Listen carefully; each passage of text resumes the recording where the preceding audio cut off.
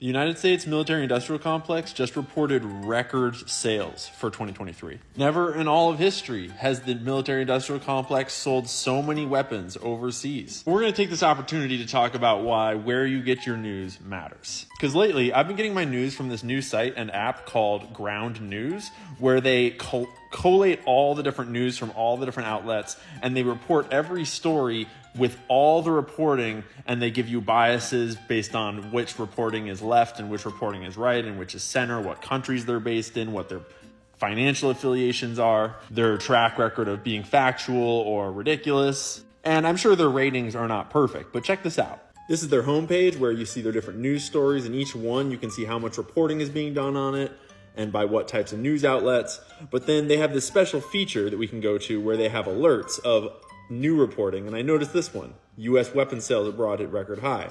And I noticed, who's reporting on it, and they rate each agency as center, left, or right, highly factual, not mixed factuality, individual financing, corporate financing. And you can compare the articles from each of these different news outlets to see how they each choose to spin the reporting to fit their biases and their narrative. For example, here's the headline of a slightly more right-leaning article. And here's the headline of Politico, a very left-leaning article. Notice how they directly correlate in your mind that selling lots of weapons overseas helps defeat evil Russia and China.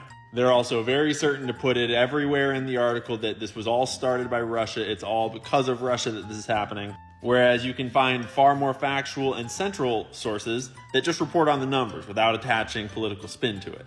The left-leaning articles all love to make this claim that us selling more weapons abroad is somehow cutting into Russia's weapons trade, as if Russia was selling weapons to Ukraine and now we're taking away their business. Do these guys know how war works? But the far more interesting part of getting your news from a site like Ground News is that you can find reporting from all around the world all in the same place. And you can realize things like UK media mum on shocking claims that Boris Johnson sabotaged Russia-Ukraine peace talks. This was reported last year in Russian news outlets, which obviously have their own biases. They noted that all UK media outlets preferred to remain muted on claims by senior Ukrainian lawmaker David Akramov that former Prime Minister Johnson was the one who convinced Kyiv in 2022 not to negotiate with Moscow and carry on fighting instead.